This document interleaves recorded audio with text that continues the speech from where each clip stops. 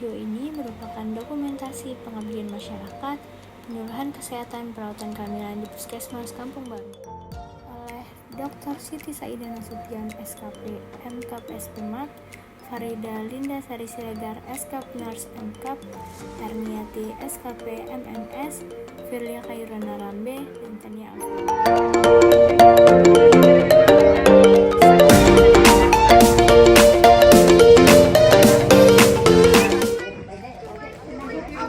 itu menung-menung ya, itu mengharapkan ibu pernah dengar yang namanya pada anak-anak ini ada stunting, pernah dengar stunting? Nah, stunting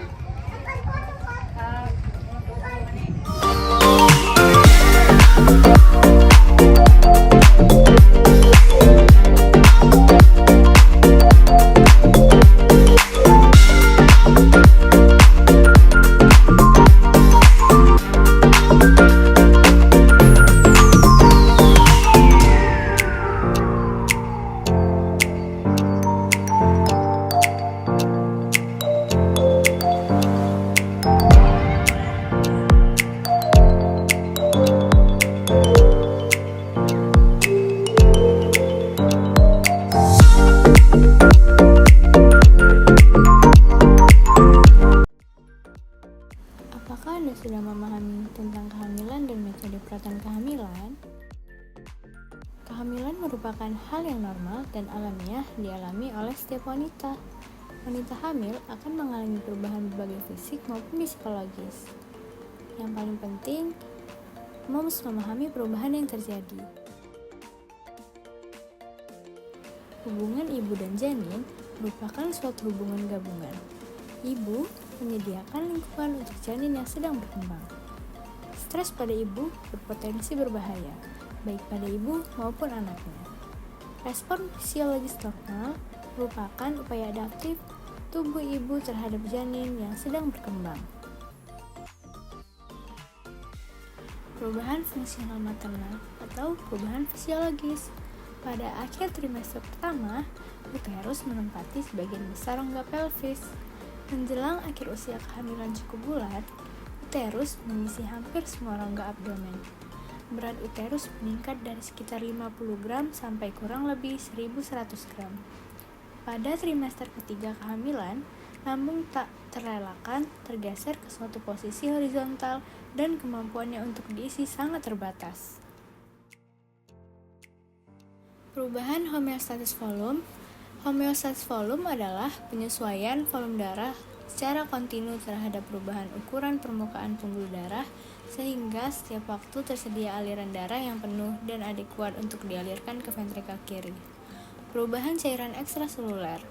Volume cairan ekstraseluler terutama bergantung pada kandungan natrium dan dengan demikian pengaturan ekstraksi natrium ginjal sangat penting untuk dipertahankan.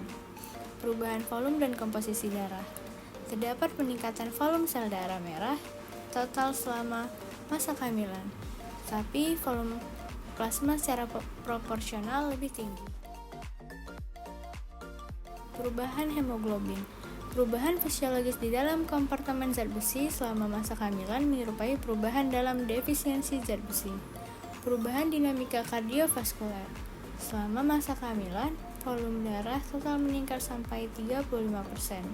Yang pada gilirannya menyebabkan hemodilusi, seperti yang telah dijelaskan sebelumnya, disertai penurunan volume sel darah merah, hemoglobin, hematokrit, dan kadar protein serum. Perubahan respirasi. Terjadi ketidaknyamanan dan gangguan memperberat penyakit saluran respirasi. Perubahan mukosa saluran respirasi, diafragma naik, atau terjadi desakan diafragma akibat dorongan rahim yang membesar. Perubahan fungsi ginjal, BAK cenderung menetapkan frekuensinya mulai dari kehamilan 6-12 minggu.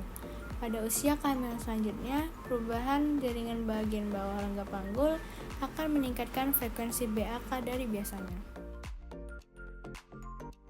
Proses pembentukan janin. Pada hari ketiga dan keempat, terjadi proses fertilisasi menjadi zigot lalu menjadi ampula. Pada hari keempat, terbentuknya pembelahan sel, mitosis menjadi morula, dan terbentuk uteri. Pada hari ke-4 dan ke-6 terjadi proses blastosis, di mana permukaan luar menjadi trophoblast atau cikal bakal plasenta. Bagian dalam membentuk embrio dan dinding amnion serta tali pusat. Pada hari ke-7 sampai 9, blastosit menanamkan diri ke dalam dinding endometrium. Pada hari ke-9, blastosit terus menanamkan dirinya yang selanjutnya menyebabkan dinding endometrium berubah menjadi desi2 basalis, desi2 capsularis, dan desi2 vera. Pada minggu kedua, terjadi fase preplasenta, di mana terbentuk dinding amnion dan amnion, serta plasenta mulai berkembang. Fungsi cairan amnion melindungi dan memberi kebebasan fetus, mempertahankan suhu, tempat ekspresi, dan untuk minum. Fungsi pencari makan untuk zigot masih berada pada trophoblast, dengan villi chorialis menyusup pada desi2 basali. Pada minggu ke-4 sampai 5 terbentuk plasenta. Plasenta mulai berfungsi pada minggu ke-14 sampai 15. Plasenta berfungsi lengkap atau mandiri. Berat plasenta adalah sekitar 500 sampai 600 gram. Rasio berat neonatus dengan berat plasenta ialah sekitar 6:1. Sebuah vena umbilikalis mendistribusikan darah yang kaya nutrien dan zat-zat yang dibutuhkan untuk pertumbuhan janin. Pada minggu ke-2 sampai ke-8 merupakan tahap embrio. Membran plasenta adalah struktur yang menghubungkan darah ibu dan darah janin. Transfer zat antara ibu dan janin dikendalikan oleh membran ini yang sering sekali disebut barier plasma. Cairan amnion menyebabkan lingkungan yang diperlukan janin mengabsorpsi tekanan mekanis dan juga memungkinkan janin bergerak dengan bebas. Perawatan kehamilan yang harus dilakukan. Pertama, konsultasi rutin setiap bulan pada bidan atau dokter spesialis kandungan. Kedua, monitor kenaikan berat badan dan tekanan darah. Ketiga, monitor denyut nadi dan perkembangan bayi. Keempat, olahraga ringan. Kelima, konsumsi makanan bergizi. Tujuan perawatan kehamilan. Yang pertama, perawatan prenatal. Perawatan prenatal merupakan proses pengenalan, di mana tujuan perawatan prenatal adalah pencegahan dan identifikasi komplikasi kehamilan, dan meningkatkan hasil kelahiran. Mendapatkan perawatan prenatal dini dan teratur meningkatkan peluang kehamilan yang sehat. Perawatan ini dapat dimulai bahkan sebelum kehamilan dengan kunjungan perawatan prakehamilan ke penyedia layanan kesehatan. Kedua, perawatan antenatal. Untuk meningkatkan kesehatan fisik dan mental pada ibu hamil secara optimal hingga mampu menghadapi masa persalinan, nifas, menghadapi persiapan pemberian ASI secara eksklusif, serta kembalinya kesehatan alat reproduksi dengan wajar. Pemeriksaan kehamilan dilakukan minimal 4 kali selama masa kehamilan, yaitu 1 kali pemeriksaan pada trimester pertama, 1 kali pemeriksaan pada trimester kedua, dan 2 kali pemeriksaan pada trimester ketiga. Yang ketiga, perawatan pasca persalinan. Tujuan pelayanan ini untuk menjaga kesehatan ibu dan bayinya baik secara fisik maupun psikologis, mendeteksi dini masalah atau penyakit dan penyulit pasca persalinan, serta memberikan komunikasi, informasi, edukasi untuk memastikan perawatan diri, menyusui, pemberian imunisasi, serta asuhan bayi baru lahir pada ibu. Pastikan setidaknya 3 kunjungan pasca natal untuk semua ibu dan bayi. Pada hari ketiga, 48 hingga 72 jam, antara hari ke-7 hingga hari ke-14 dan 6 minggu setelah kelahiran. Perawatan prenatal yang harus dilakukan. Yang pertama, istirahat yang cukup.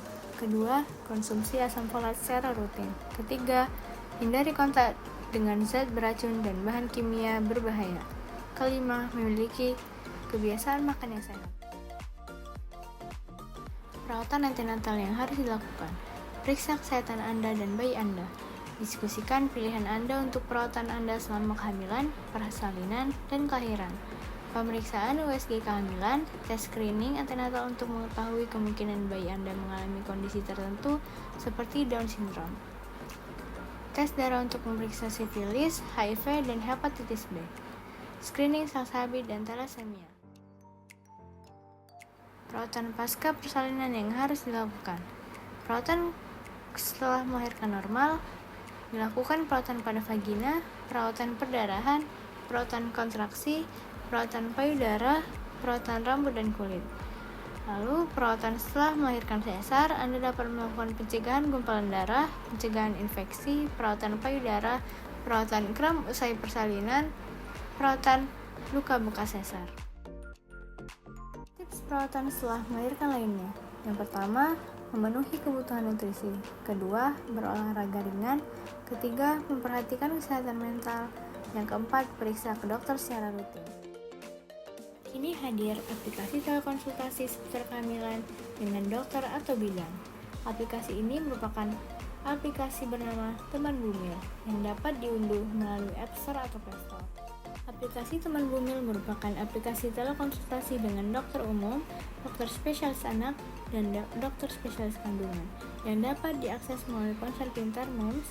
Aplikasi ini sangat bermanfaat bagi moms yang sedang dalam tahap persiapan kehamilan, masa kehamilan, maupun pasca persalinan.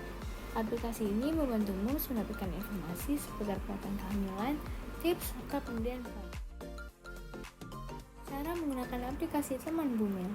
Pertama, Anda dapat mengunduh aplikasi terlebih dahulu, lalu login menggunakan nomor HP atau email. Lalu Anda dapat memilih opsi sebagai orang tua. Selanjutnya, moms dapat memilih tahap yang sedang moms jalani. Lalu, moms dapat melihat menu-menu yang terdapat pada aplikasi Teman Bumil. Lalu, ada menu tips and trick.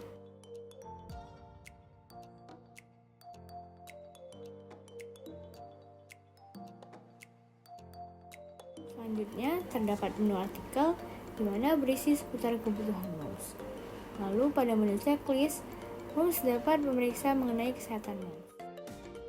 Pada aplikasi Teman Bumil juga tersedia menu status hidrasi yang sangat bermanfaat untuk mencatat riwayat minum moms. Lalu selanjutnya ada menu produk katalog yang dapat memudahkan moms untuk membeli kebutuhan moms dan bayi. Ada menu misi di mana moms dapat menyesuaikan misi untuk mendapatkan poin dan dapat mengumpulkan poin. Lalu selanjutnya pada menu profil, moms dapat mengubah status tahap yang sedang moms jalani. Jika moms ingin berkonsultasi pada dokter, moms dapat memilih pada menu konsultasi. Pada menu konsultasi, moms dapat melakukan konsultasi dengan dokter umum, dokter spesialis kandungan, dan dokter spesialis anak. Lalu, moms dapat isi formulir yang telah disediakan. Lalu, moms dapat membaca lembar inform consent dan menyetujui lembar inform consent yang telah disediakan. Selanjutnya, moms dapat memilih metode pembayaran. Setelah melakukan pembayaran, moms akan mendapatkan kuota konsultasi yang berlaku selama 7 hari ke depan dengan batas 1 kali pemakaian. Moms dapat melakukan konsultasi dengan dokter selama 15 menit via chat. Setelah melakukan konsultasi, moms akan mendapatkan resep elektronik dari dokter. Obat dapat ditebus di apotek terdekat.